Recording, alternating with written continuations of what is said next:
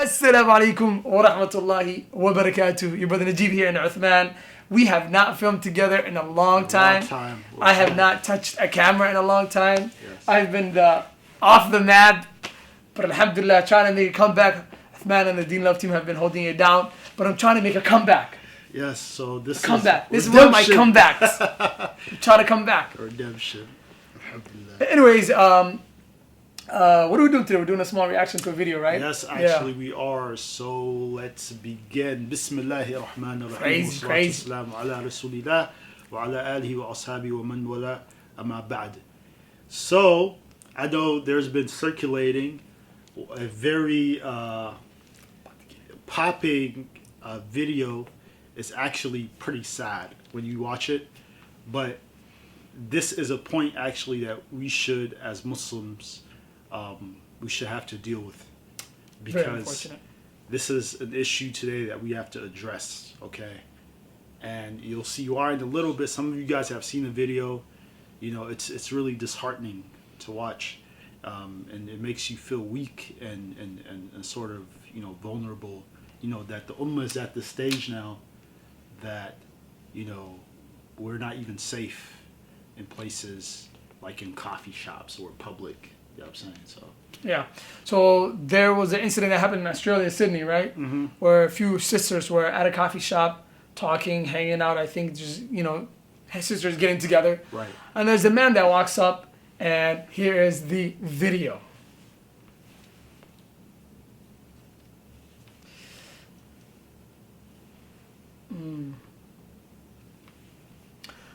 So there goes the man in the red shirt. He's walking up to the sisters. Yeah. Goes up to Says the some things probably. table, yeah. And then,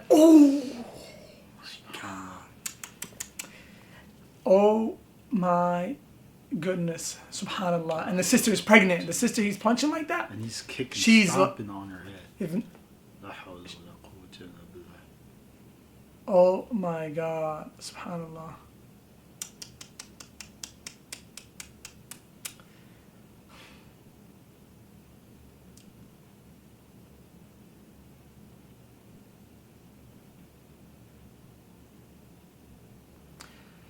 Oh man, and that's how short the video is. But the sad thing is, as a matter of fact, there were actually several bystanders. The guy kept smashing like you saw in the video, He was smashing the on girl, her head while she stomping was on her, and she's on the floor. the ground. And this sister is pregnant.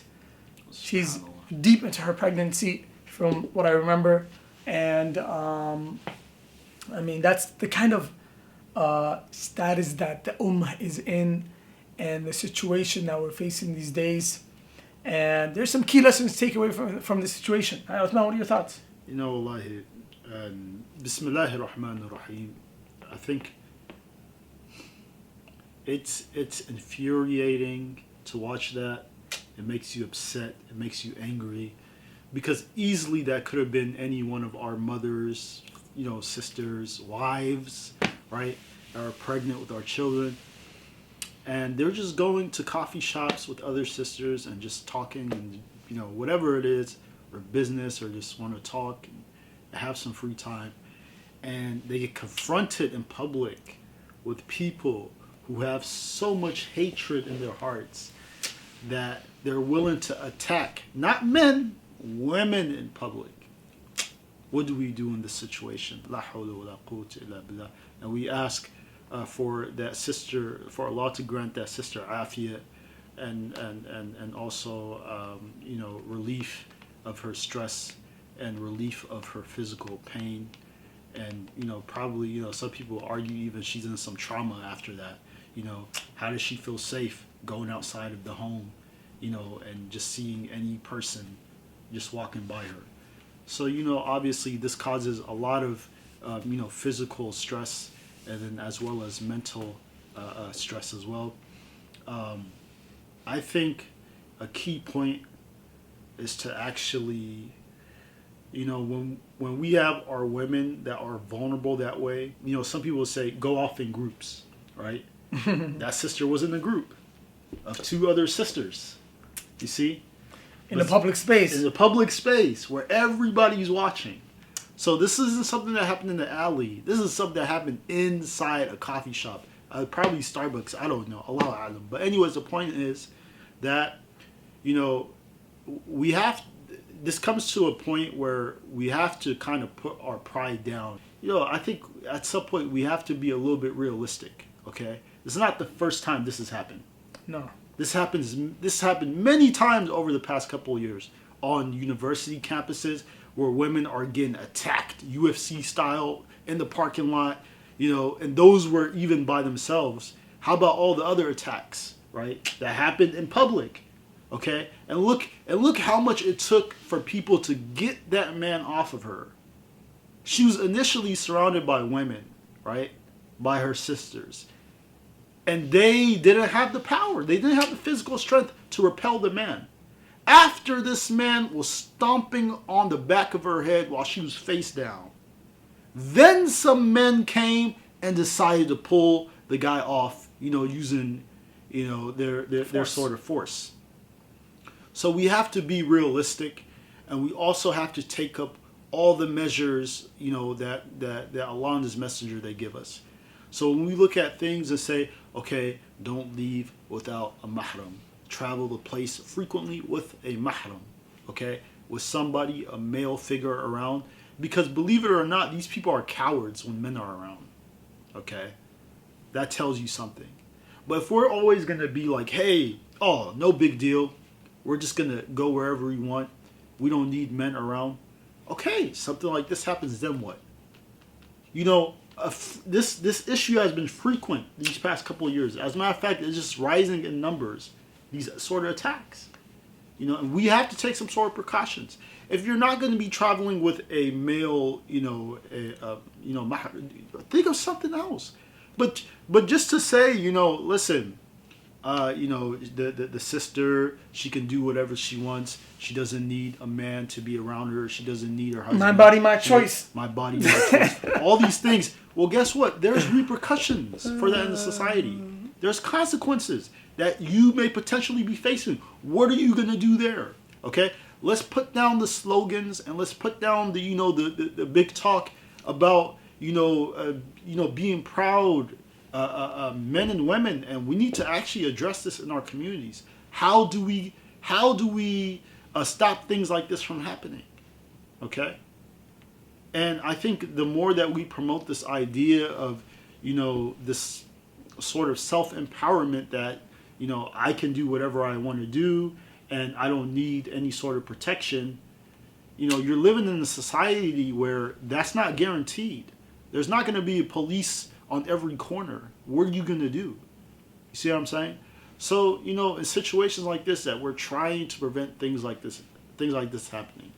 So literally more than half of the video was just him beating her up.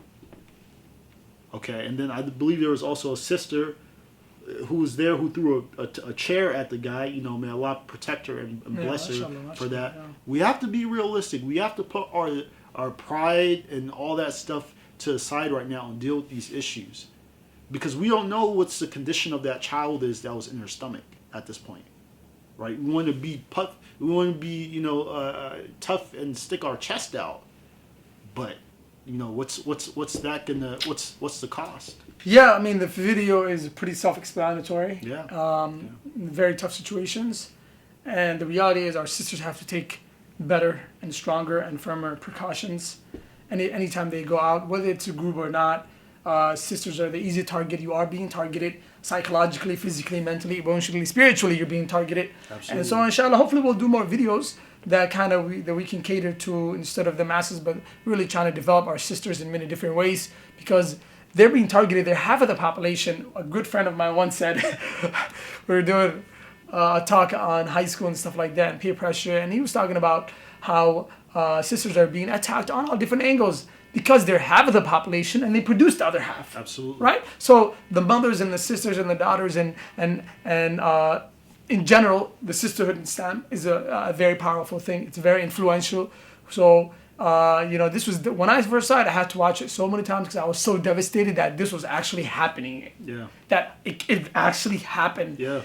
So these people there's nothing that can stop them. There's no fear of Allah. Yeah. There's no consciousness of, you know what I mean, caring for somebody else. There's no shame. There's nothing.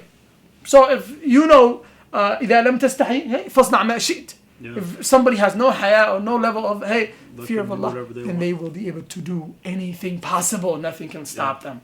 And so you have to realize that. That's why some battles are not worth fighting, especially when somebody has nothing to lose.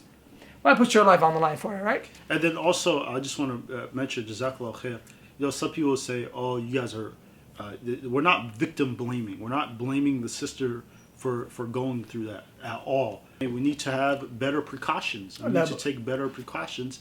Also, the men have to step up as well. Okay, this is not just we're just talking and addressing sisters. We're talking about men as well. So men have to be brothers, husbands. We have to be fathers to our women. Okay, we need to be more protective. We need to be more. There's even an agenda, an attack on this today. A man that's protective of his women is, oh, you're insecure. Yeah, don't open the door for me. Don't do that. You don't need to do that. Don't open the door for me. Don't do that. But that's not what Islam says. Because when Allah subhanahu wa ta'ala, He says, الرجال قوامون على النساء. The man is what? Qawam. Over the women.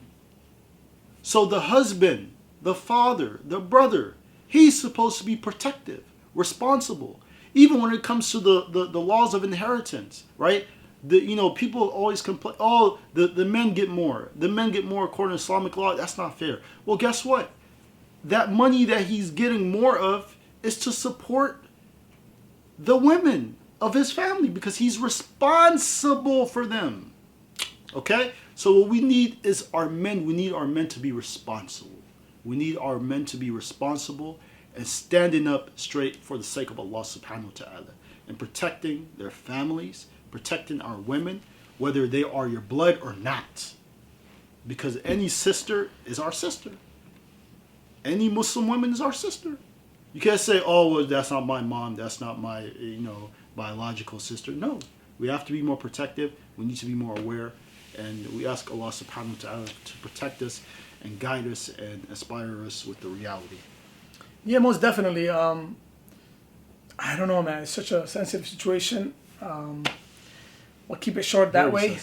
And sisters, just some safety tips to take away. Don't ever go out by yourself. Don't ever go out in the dark. Absolutely. Never go out even in groups unless you actually have, other family members who are with you. Both brothers and sisters together.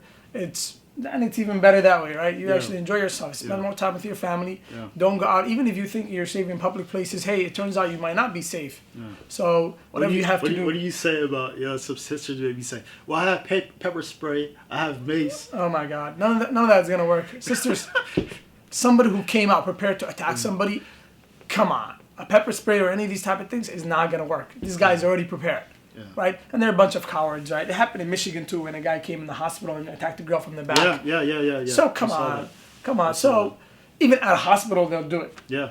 So some of these people are not even this, they're still drugged. That guy did look like he was drugged. Yeah, he did. So he didn't even their mental capacity is not there, right? So he'll just, I don't even know why he singled out the pregnant sister. Maybe she was pretty strong in her word of saying, hey, you got to keep her moving or something, Yeah, probably. So, just inshallah, sisters, stay safe. We love you guys for the sake of Allah, nothing else. So we're looking out for you, and any tip from that we give here is just for the sake of protection and caring for you guys. It's nothing personal here.